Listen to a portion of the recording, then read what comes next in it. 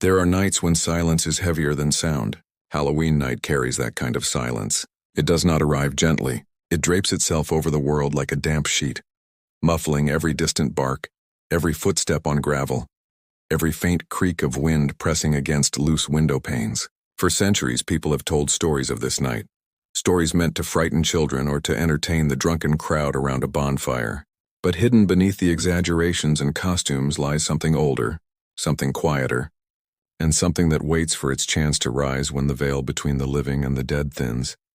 One story whispers from a place that was never marked on tourist maps, a town that most people would pass through without remembering its name. It was not remarkable for its houses, its shops, or its empty streets. It was remarkable for what lingered when October reached its end. Locals never spoke of it openly. They avoided words, avoided dates, and turned their eyes away when children asked why the pumpkins were not carved, why no porch lights welcomed trick-or-treaters, why the streets lay bare when other towns celebrated. The silence was not neglect. It was not superstition. It was protection, though protection from what was never fully explained. Every year, on the final night of October, something seemed to awaken. Not with a sound, not with movement, but with a shift in the air that was impossible to measure and impossible to ignore. The first sign was always the same. Lights dimmed, though no wires were cut and no storms passed overhead. Candles burned lower than they should have, their wax dripping faster as though consumed by invisible breath. Animals refused to stay calm. Dogs tore at doors to be let inside. Cats pressed themselves into corners. Horses kicked against wooden stalls until blood streaked their flanks. Nature sensed something people tried not to name. The town had one rule that everyone obeyed, though no official law declared it. At sundown, doors locked, curtains closed, and no one stepped outside until dawn. It was not the kind of rule that came from fear of crime or violence. It came from memory, from something that had happened long before, something passed down in hushed fragments and fearful warnings. Those who ignored the rule, even by mistake, were remembered only through absence. Their names faded from records, their houses boarded up or burned, their photographs quietly removed from albums until no proof of their existence remained. It was as though the town itself rejected the memory of anyone who stepped outside on that night.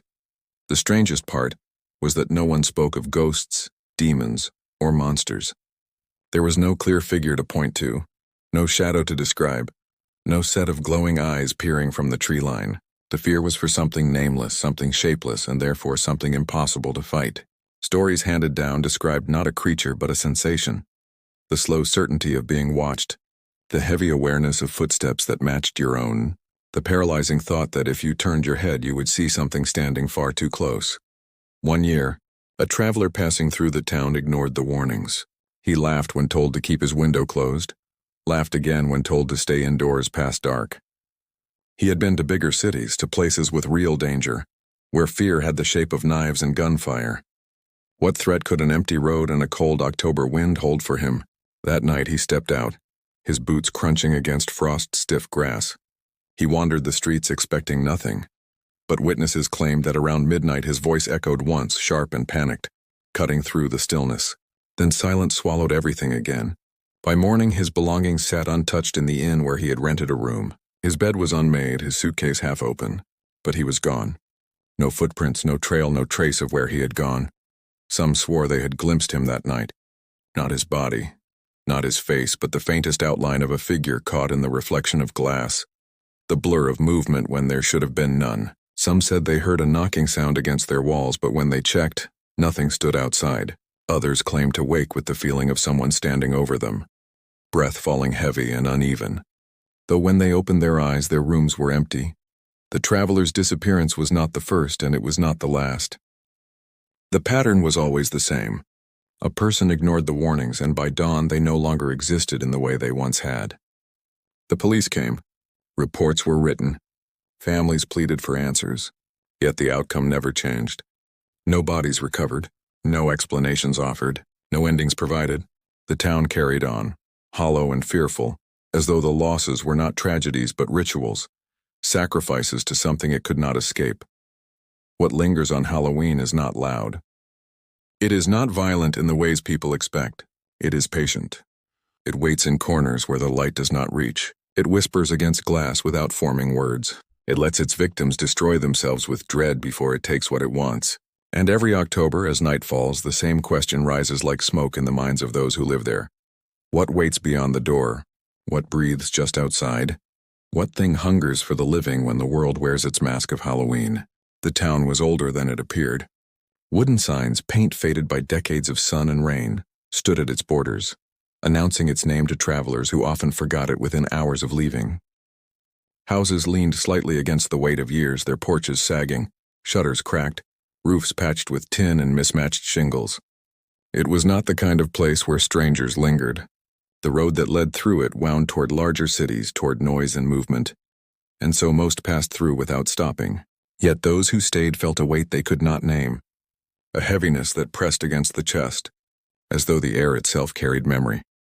The town had been founded in the late 1800s, born from families who came searching for farmland and a quieter life. They built churches, schools, and shops. They planted apple orchards and raised livestock. For a time, their lives were ordinary, but stories whispered of the first Halloween when something changed. According to fragments of records left behind, a child had wandered from her home on the edge of town after sundown. She was never found. Neighbors searched fields and barns, drained the nearby creek, and combed through the forest that circled the town like a wall. No trace of her ever returned. What unsettled people most was not her absence, but what was left behind. Her shoes neatly placed at the edge of the woods. No mud clung to them. No scuff marks showed she had been dragged. They had simply been set down side by side, as if by her own hands, or by something else that wanted them noticed. The families tried to dismiss it as tragedy. Wolves, perhaps, or a stranger passing through. But when the following year another child vanished on the same night, the excuses began to dissolve. And when a few years later, an entire family disappeared from their farmhouse, plates still warm on the dinner table, a door left swinging open to the night air, silence fell over the community. They could not explain it. They could not defend against it. They could only endure it. Generations grew up with warnings spoken not as stories but as rules. Parents told children not to wander after dark on Halloween. Teachers ended classes early that day, hurrying students home before the last orange light faded. Churches locked their doors and rang no bells that evening. The town itself seemed to contract, to fold in on itself, holding its breath until morning came. Even then there was no relief, only the quiet gratitude that another year had passed without loss. The strangeness of the town reached outsiders in broken pieces. Travelers noted how stores closed early on October 31st, how curtains were drawn before dusk, how the streets grew empty as though abandoned. But when asked, locals offered no explanation. Some smiled nervously. Others said nothing. A few gave vague warnings. It is best not to stay out. That was all. The fear was not in the telling, but in the refusal to tell. What unnerved visitors most was the absence of ritual. In other towns, superstitions took the shape of festivals, charms, or prayers. Here there was nothing. No masks to ward off spirits, no fires to drive away the dark. There was only retreat. People acted as though the less attention given, the safer they might be. It was not celebration and it was not resistance. It was surrender. And yet, despite the fear, people continued to live there. They tilled the fields, repaired their roofs, raised their children, and buried their dead. Leaving was possible, but few did. Something bound them. Land deeds tied to generations, memories sunk into soil. A sense that if they left, whatever haunted the place might follow. Perhaps it was easier to remain and obey the rule than to risk carrying it elsewhere. Within families, fragments of the truth slipped through in half-remembered stories. An old man might mention the sound of voices outside his window one Halloween night, though no one was there when he checked. A woman might confess she once saw a shadow move across her living room wall when every lamp was turned off. A child might wake screaming, claiming something cold had touched their hand in the dark. None of these were recorded officially, but all were remembered privately. The fragments gathered like dust, settling into every home, every mind. By the mid-20th century, the town had begun to shrink. Young people left for the city, seeking jobs and lives where October did not mean fear. Houses emptied, shops closed, and the silence deepened. Those who remained were older, quieter, more resolute in their silence. They spoke less, but their eyes told the story each October when dusk approached. They locked their doors with trembling hands. They drew their curtains with a finality that suggested not just habit, but survival. For outsiders, the place was unremarkable, even forgettable. But for those who belonged to it, every autumn carried the weight of memory. They remembered the shoes left neatly at the forest edge. They remembered the family dinner gone cold on the table. They remembered voices that should not have been there. And they remembered the rule, the only shield between themselves and what waited beyond. It was this backdrop, this long history of silence, disappearance and unspoken terror, that set the stage for what would come in later years. For even silence cannot last forever. Every rule tempts someone to break it. And every town carries one night when memory becomes reality again. It began as it often did with something small. That year, the air turned colder earlier than usual. Leaves clung to their branches longer, their colors muted as though drained of life before they ever had the chance to burn bright with autumn. Farmers spoke of strange patterns in the soil, places where crops refused to grow, where earthworms rose to the surface and curled lifeless in the frost. The townspeople tried to ignore it, telling themselves that weather shifted, that seasons sometimes misbehaved. But unease crept through the days steady and quiet, like a slow leak filling a room with water. By mid-October, a new family had moved into the old rental house near the town's edge. Outsiders rarely stayed, but this family seemed determined. They had 2 young children, restless and curious, who ran through the tall grass behind the house, their laughter breaking the stillness the town had grown used to. The parents spoke politely to neighbors, waved at passing cars, and did not flinch when people grew strangely quiet at the mention of Halloween. Perhaps they assumed it was only small-town superstition, a quirk that made the place unusual but harmless. They had no reason to fear what no one would explain. The unease deepened in the weeks that followed. A few residents noticed lights flickering at odd hours inside the rental house. The family claimed nothing was wrong, that it was only faulty wiring. Yet neighbors swore they saw figures moving past windows even when the family was away. Others claimed they heard knocking sounds late at night, not against their own doors but against the walls that separated their homes from the rental. It was a hollow, deliberate sound, too steady to be wind and too purposeful to be dismissed as the creak of wood. Children whispered to one another at school about seeing the new kids playing after sundown, something they had all been warned never to do. A teacher reported that one of the children drew unsettling pictures during art class, shapes resembling doorways, twisted shadows, faceless figures standing at the edge of a house. When asked about the drawings, the child said only, "It is what waits outside." The words were not shouted. They were not said in fear. They were spoken with the simple certainty of truth. As October moved closer to its end, the tension in the town thickened. People avoided the family, not out of cruelty, but out of desperation to distance themselves from what they feared would come. A few offered warnings in quiet voices. Stay inside on Halloween night. Do not look out the window. Do not open the door. But the parents only smiled uneasily, promising they would be careful. Careful in their minds meant leaving a light on, keeping the children close, perhaps indulging the town's fears out of respect. They did not understand that careful in this place meant absolute obedience. 2 nights before Halloween, the wind carried something strange through the town. It was not a storm, not even a breeze. It was a sound faint and low, like distant voices carried through hollow wood. Some described it as whispering, others as humming, but all agreed that it lasted too long and came from no direction anyone could trace. Dogs howled without reason, their cries cutting sharp against the night until owners dragged them inside. The family in the rental house laughed when told about it the next day. They said it was probably the forest or the wind funneling through old chimneys. The townspeople gave no reply. On the final day of October, the town fell into ritual silence. Stores closed early, curtains were drawn, locks turned on every door. Families gathered in their living rooms, lamps low, televisions turned off, as though sound itself might draw attention. Outside, the air grew heavy, pressing down with the weight of something unseen. But the family at the edge of town did not follow the rule. Their children carved pumpkins, setting them on the porch with grins lit by candles. Their parents set out candy, laughing about the emptiness of the street. When the sun dipped below the horizon and no costumed children came, they remarked on the strangeness of the town. When the silence grew too deep, they whispered to one another about how eerie it felt, but they did not shut the door. They left the porch light burning, waiting for a knock that would never come. Neighbors later admitted they listened for hours, straining for sounds. Around midnight, one family swore they heard laughter outside, high and sudden, carrying through the night air. Another claimed to see a figure standing in the rental house yard. But when they looked again, the yard was empty. One old woman confessed she heard footsteps along her porch, though no one knocked. All of them stayed inside, too afraid to look directly, too afraid to break the rule. In the morning, the pumpkins sat crushed on the porch, their faces caved inward as though pressed by unseen hands. The candy bowl lay on its side, scattered across the steps. The door of the rental house hung slightly ajar. And inside, the family was gone. Plates of food sat on the table, half-eaten. Chairs were pulled back as though someone had risen in haste.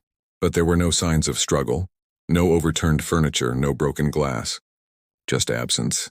Rooms silent, beds untouched, closets empty. Some claimed they heard the children's laughter still, faint and hollow, echoing from the woods that bordered the property. Others said they saw handprints smeared across the inside of the windows, though when checked, no marks remained. The police arrived, filed their reports, and left with no answers. The house was sealed, its windows boarded, its door locked. But every Halloween after, those who lived nearby swore they saw a faint glow from within, as if the candles in the pumpkins still burned, and so the silence deepened. The town grew smaller. The story spread in whispers, and the rule remained unbroken by those who wished to survive. Yet the question lingered sharper than ever. What waits when the door is left open, and who or what takes those who step into the night of Halloween? The investigation into the disappearance of the family at the edge of town began the way all such investigations begin. Forms filled, questions asked, photographs taken of rooms that looked ordinary but carried the weight of something wrong. The police from the county arrived at dawn. Their cars lined along the gravel drive, headlights cutting through the early fog. They stepped into the house cautiously, not because they expected danger, but because the silence inside felt unnatural, as though the air itself resisted their presence. The kitchen table was their first focus. Plates with half-eaten meals, glasses still filled with water. The food had not spoiled, which meant the family had vanished only hours before. The chairs were pulled back neatly, none overturned, none out of place, suggesting they had not left in panic. But there were details that unsettled the officers more than the absence of people.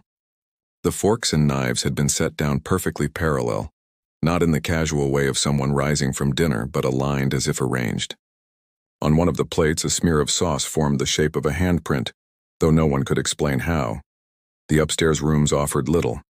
Beds were unmade, clothes scattered as though life had been unfolding normally until it had been cut short. Yet there was a disturbing consistency. Closets were empty, drawers pulled clean as if someone had removed every item of clothing without disturbing the rest of the room. Only one thing was left behind. In the children's bedroom, a notebook sat on the desk. Its pages were filled with drawings, scribbled doorways, shapes resembling tall, faceless figures, lines crossing into forests and fields. On the final page, written in a child's hand, were 4 words: "It wants us back." Outside, the ground told its own story. Officers searched for footprints, tire tracks, or any sign of movement. The yard offered nothing but damp earth. The grass bent uniformly, pressed down as though by something heavy, but there were no individual steps to follow. At the edge of the forest, however, they found the pumpkins. The smashed gourds were not scattered randomly. Their remains formed a circle, each fragment carefully placed as though by deliberate hands. No one admitted to arranging them. Witness testimony deepened the unease. One neighbor reported seeing lights flicker inside the house after midnight, though no lamps or bulbs had been left on. Another swore she heard children laughing in the yard, though she could not explain why the sound seemed to echo from multiple directions at once. An elderly man living across the field claimed he saw shadows move across the upstairs window. Yet the room was empty when checked in the morning. The police noted these details, but official reports filed them under unreliable. Theories offered little comfort. Some suggested the family had staged their disappearance, fleeing debts or secrets. Others argued it was abduction, though no evidence of forced entry supported it. A darker theory circulated quietly, that the family had become victims of the town's long history, another link in a chain of vanishings stretching back more than a century.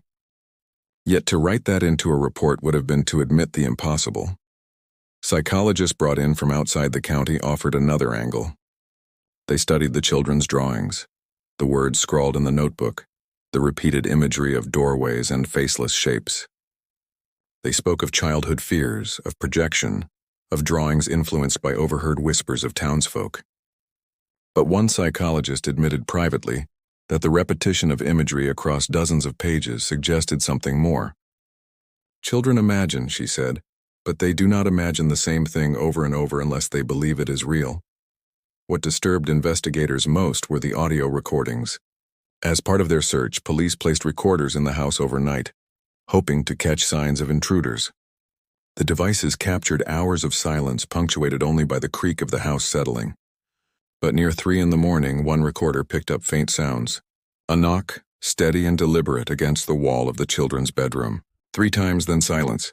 Minutes later, another sound, a whisper too soft to decipher but undeniably human. And then, as if pressed against the recorder itself, a sudden rush of breath. The officers reviewing the tapes refused to listen twice. No official explanation followed. The case was filed alongside others before it, marked by the same absence of resolution. The house was boarded, its windows nailed shut, its doors sealed with rusting chains. Over time, weeds grew high around its yard. Yet some who passed late at night claimed the boards did not hide the faint flicker of candlelight from within. Others said they heard the sound of children laughing, carried thin on the wind before vanishing into silence. Every attempt to analyze the events only deepened the mystery. Evidence contradicted itself. Testimonies clashed. Theories dissolved under scrutiny. And always there was the rule, unspoken yet absolute. No one left their homes on Halloween night. Those who obeyed survived. Those who defied vanished. It was as simple and as terrible as that. But there was one last piece of evidence tucked away in a file never made public. A photograph taken by one of the officers before the house was sealed. The picture showed the upstairs window, its glass cracked faintly. In the reflection, something stood behind the photographer. A shape, tall, featureless, with edges blurred as though caught in motion. The officer swore he had been alone when the photograph was taken. The photograph was locked away, filed as artifact. But for those who knew of its existence, it became the most disturbing evidence of all. For it suggested not just disappearance, not just absence, but presence. Something that stood with them unseen, even as they searched for the missing. Something that lingered not only outside the door, but inside the house, waiting in silence. Fear does not vanish when the sun rises. It seeps into the walls of houses, into the rhythm of voices, into the way people carry themselves through their days. After the disappearance of the family at the edge of town, the community moved forward with the same grim silence it had always kept.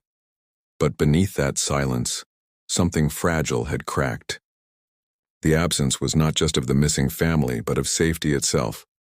Neighbors spoke less to one another. The small gatherings that once took place in the diner, in the church hall, in the worn-out bar at the town center grew thin. People no longer lingered after meals or exchanged gossip on sidewalks. Conversations shortened to nods, to half-formed words. The fear of speaking about what had happened became worse than the memory itself. It was as though words themselves might summon what had taken the family, as though language had become a door too dangerous to open. Children suffered most. They saw the quiet in their parents' faces, the unease in their movements, and they learned quickly not to ask questions. Yet fear found its way into them in other forms. Nightmares spread like a contagion, each child waking with their own version of the same terror. Some dreamed of faceless figures standing at their windows, watching without moving. Others dreamed of doorways opening into endless black corridors where voices whispered their names. A few dreamed of laughter, playful at first but hollow and cruel the longer it continued. Teachers noticed exhaustion in their eyes, their inability to focus, their hands trembling as they tried to write. But teachers also knew better than to address it openly. To name it was to acknowledge it, and to acknowledge it was to risk drawing it closer. Parents aged quickly under the strain. Some turned to prayer, whispering desperate words in pews left dark on Halloween nights. Others carried talismans, though no one could say what protection they truly offered. A few drank heavily, their despair leaking through in sudden bursts of anger or tears.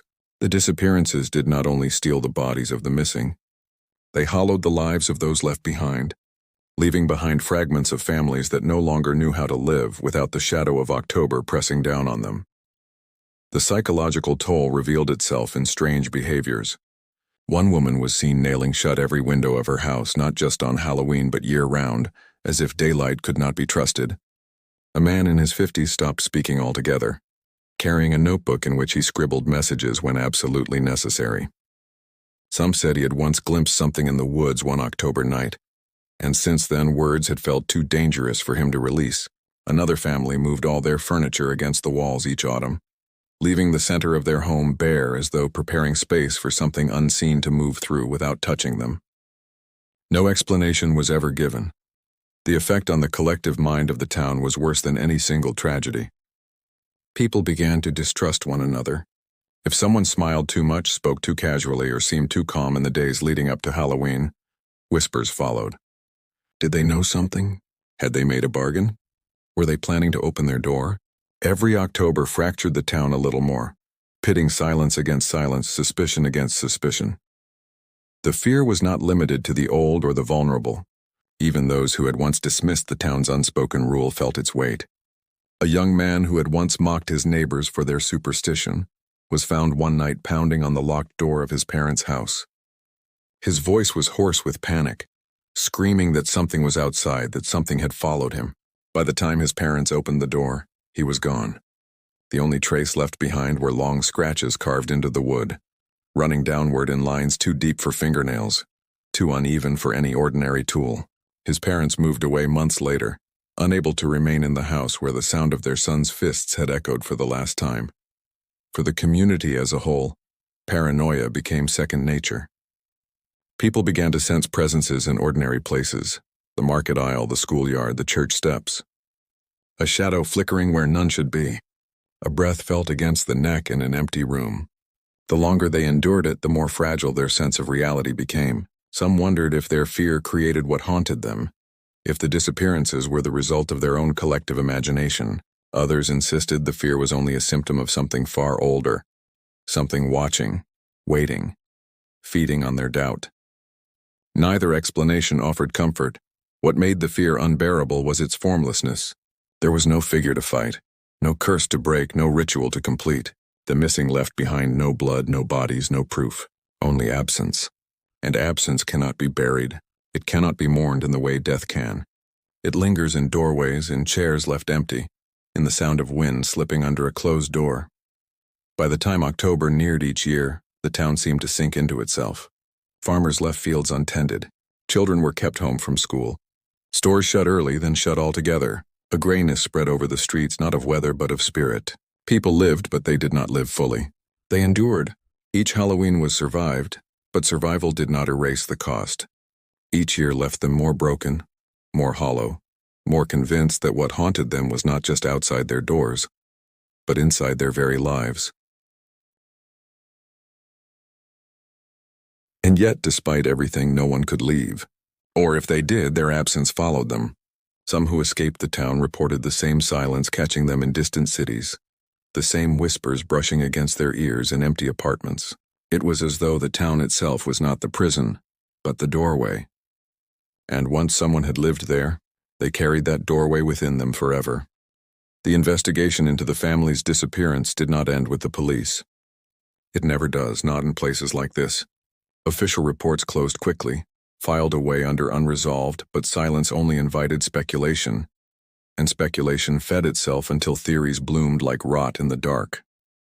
Some theories were practical, others unhinged, and a few whispered possibilities that no one wanted to believe but could not stop repeating. The first and simplest explanation was that the family had chosen to leave. People pointed to the empty closets, the cleared drawers, the lack of personal belongings. They argued it was staged, that the family had planned their exit to vanish into some other life. But those who knew the family scoffed at the idea. There had been no debts, no threats, no reason to abandon the home they had just settled into. More than that, even those who believed in escape could not explain the details. The food left warm on the table, the pumpkins arranged in their shattered circle, the laughter that neighbors claimed to hear. The second theory suggested abduction. Outsiders whispered about cults, about groups hidden in the countryside who took families for rituals, for sacrifice. Investigators combed through registries, questioned nearby residents, searched abandoned barns and sheds. Nothing emerged. No tire marks, no trails, no evidence of intruders. Even if a cult had existed, it could not have taken the family without leaving some trace of movement. The earth itself had offered no sign of passage, as if nothing physical had crossed it. Then there were those who believed it was psychological contagion. A team of academics visited once, years later, armed with cameras and notepads determined to understand the town's silence.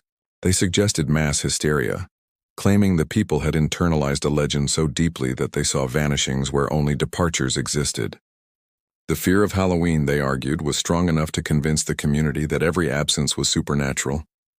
They treated the town as a case study, a living experiment of folklore shaping reality, but their confidence fractured when they spent the night inside the rental house. In the morning, their equipment was scattered across the floor. The notebooks were shredded, torn into strips, their words rendered unreadable. The team left without explanation, their published paper vague and inconclusive. None of them returned. Other theories reached further into the strange.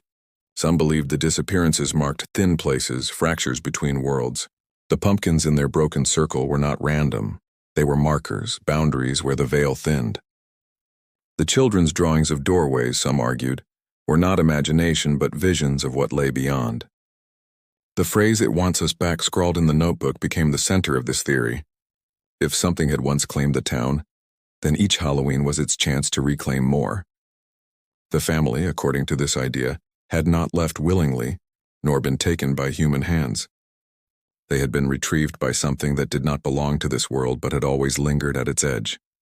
Another theory grew in the shadows, spoken rarely, but with a kind of reverence. It claimed the disappearances were not random, not accidents, not punishments. They were offerings. The town's silence each Halloween was not fear but agreement. Those who vanished became sacrifices, taken in exchange for the survival of the rest. The rule of staying indoors was not protection, but participation, an acceptance that each year someone must be claimed so that the town itself might endure. The theory suggested that perhaps the town had struck this bargain long ago, when the first child vanished and the first shoes were placed neatly at the forest's edge. It was not superstition but a contract, and it explained why the town never fought, never resisted, never told the truth. Silence was compliance. Of course, no one admitted to believing this openly. To admit it was to admit complicity, and yet the theory lingered. Some looked at their neighbors differently, wondering who had been chosen, who had been offered, who had whispered acceptance into the dark.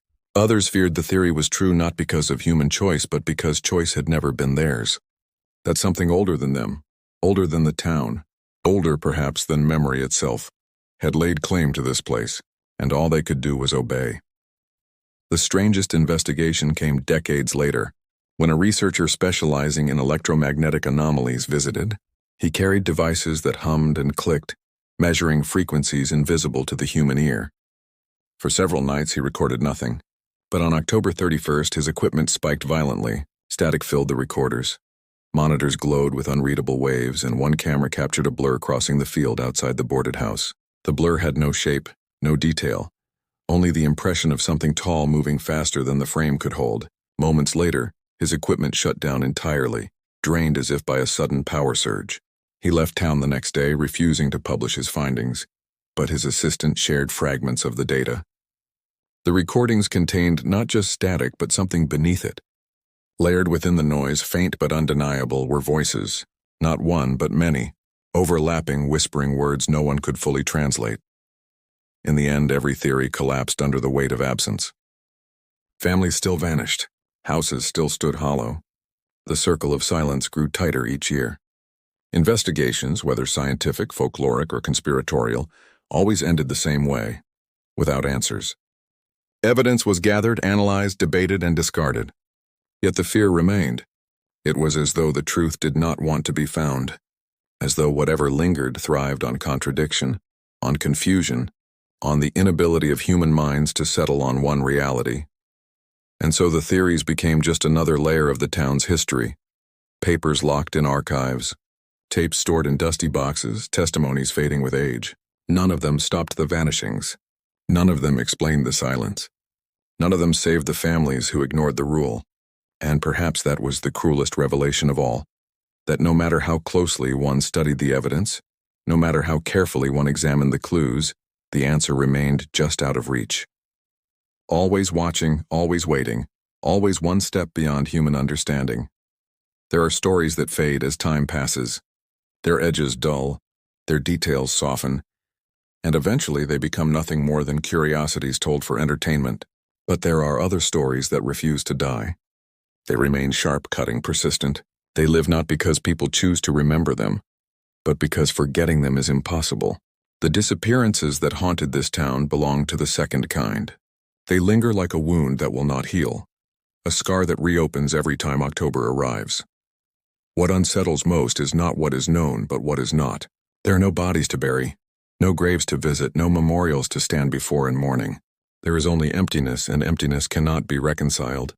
The family at the edge of town is gone, just as the girl who left her shoes, just as the countless others before them. Their absence is the proof. Yet the question of where they went, of what took them, or of what remains waiting outside still hangs unanswered. The silence of the town is its own confession. People live there still, though fewer with each passing year. They keep the rule. They obey the silence. They survive, though survival does not free them from fear. Outsiders who visit feel the strangeness immediately, though they cannot name it. They remark on the stillness, the way the streets empty before sundown, the way curtains close like eyes turning away. And though they may leave in daylight, some say they carry the silence with them afterward, a silence that follows into their homes, into their dreams, into the moments when they are alone and the world feels just slightly out of place. Some claim the vanishings have slowed in recent years, that perhaps whatever claimed the families has grown tired or sated. Others insist that it is only waiting, that patience is its greatest strength, that when the time comes it will return with greater hunger than before.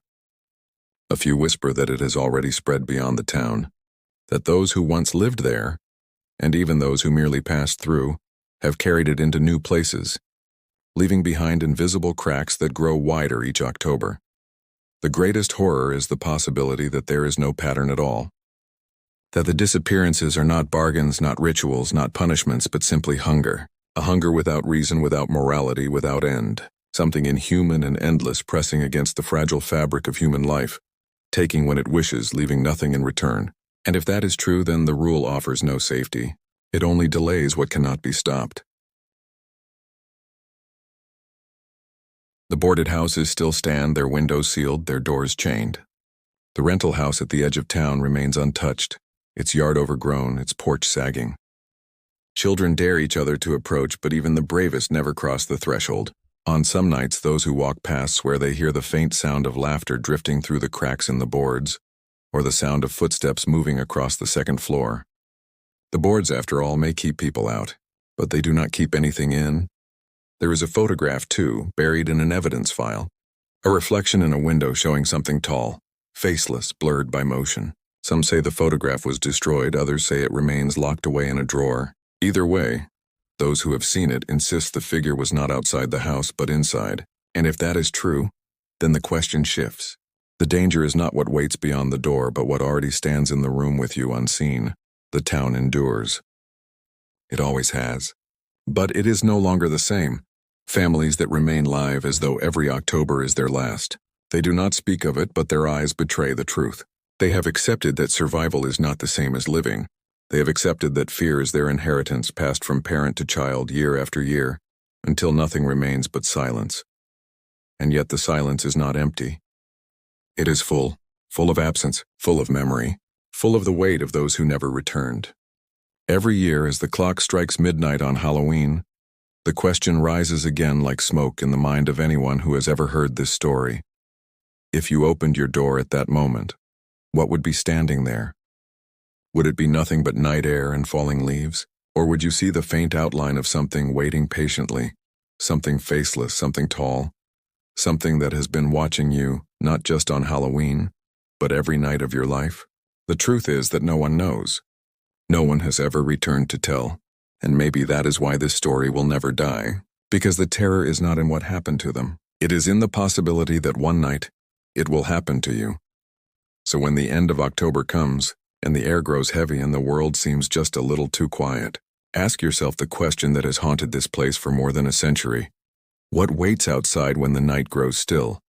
And how long will your own silence keep it from coming in?